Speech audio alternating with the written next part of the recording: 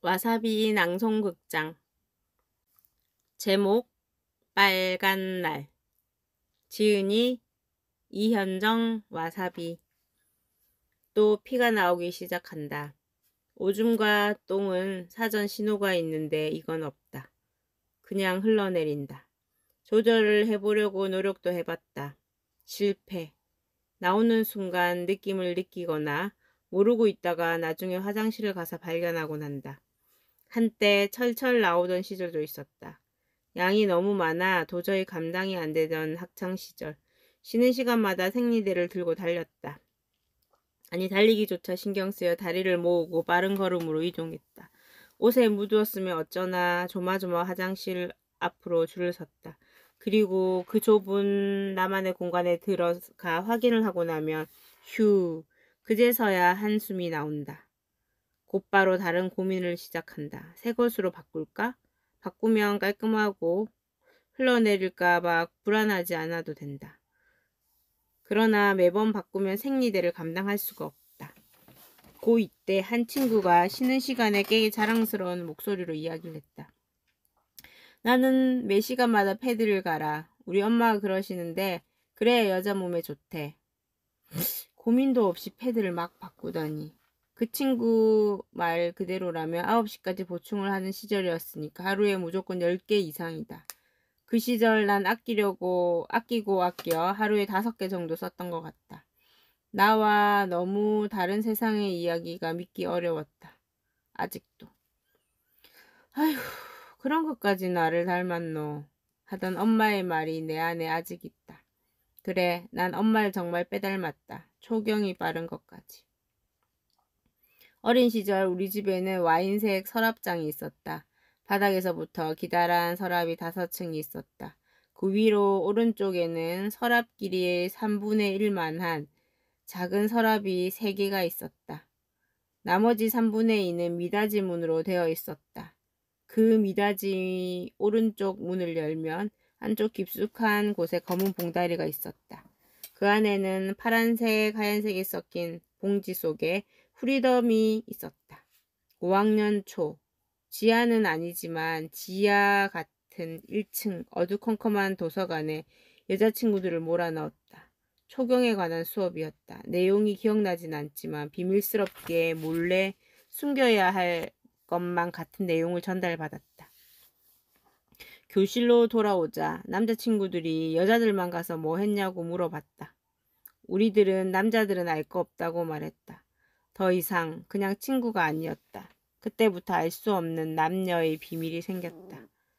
초여름 체육 수업이 있는 날이었다. 아래 위 하얀 반바지 체육복을 입고 학교를 갔다 돌아왔다. 항상 그렇듯 아무도 없는 마당에서 씻으려 체육복을 내렸다. 새하얀 체육복에는 새빨간 피가 묻어 있었다. 어떡하지? 어떡하지?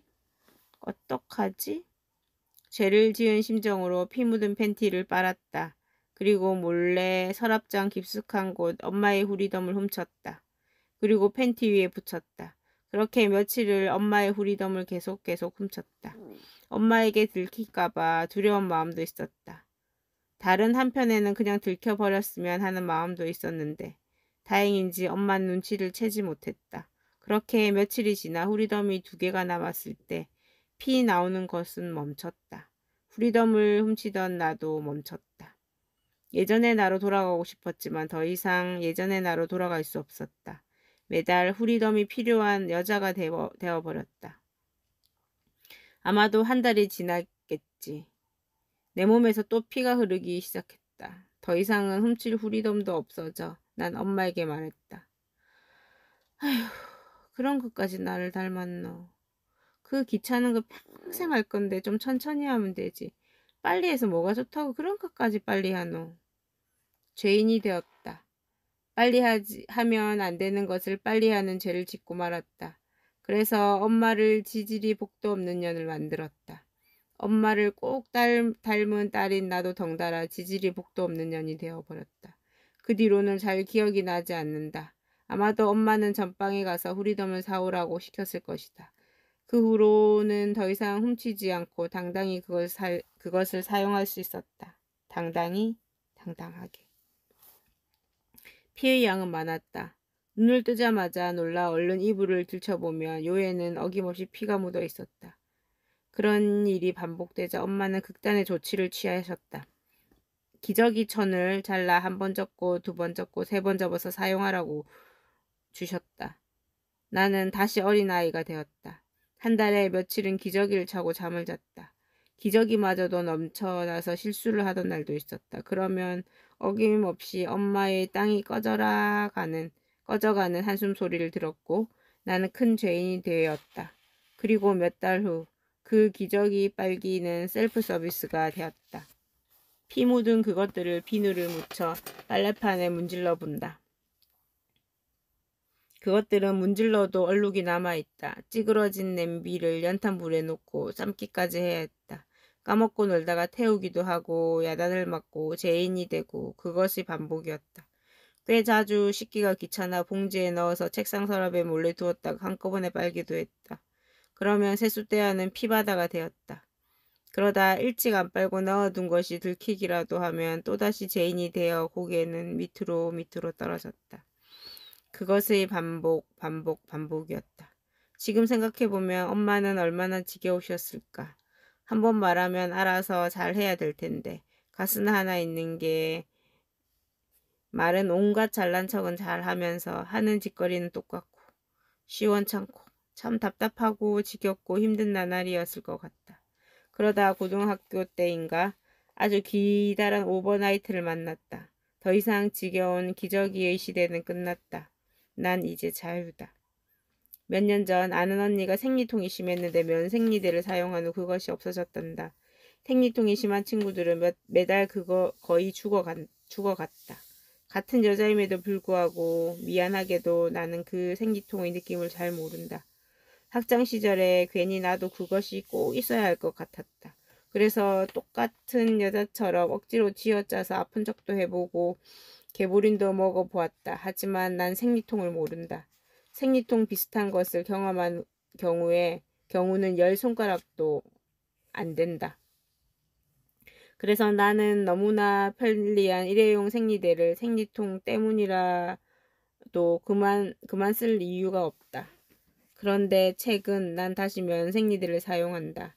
환경을 위해서 일회용 사용을 좀 줄여볼 요량으로 시작했는데 많이 귀찮다. 매번 생리대 빠는 것도 힘들다. 개벌은 남 못 주는 것처럼 어디 뭉쳐놨다가 한꺼번에 빤다. 이젠 내가 엄마니까 엄마에게 들킬 염려는 없다. 그렇지만 혼자서 자책하면서 재판관과 죄인 역할을 둘 다 즐긴다. 가끔 세숫대야에 담가놨다가 피바다를 남편과 아이들에게 들킨다. 그런데 숨기고 싶지는 않다. 너무나 자연스러운 여자들의 생리 현상이기 때문에 남자들도 알아야 한다고 생각을 한다. 왜냐면 남자와 여자는 함께 살아야 하니까. 죽을 때까지 면생리대를 사용할 것이라고 장담을 하지 않는다. 변덕이 죽 끓는 나로선 언제 바뀔지 모르지만 일단은 요즘은 움직임에 여유가 있는 동안 사용해 보려고 한다. 그러다가 나의 삶의 리듬이 바뀌고 빨래가 버거워지면 다시 반갑게 다른 후리덤을 만나기를 기대해 본다. 2020년 1월 18일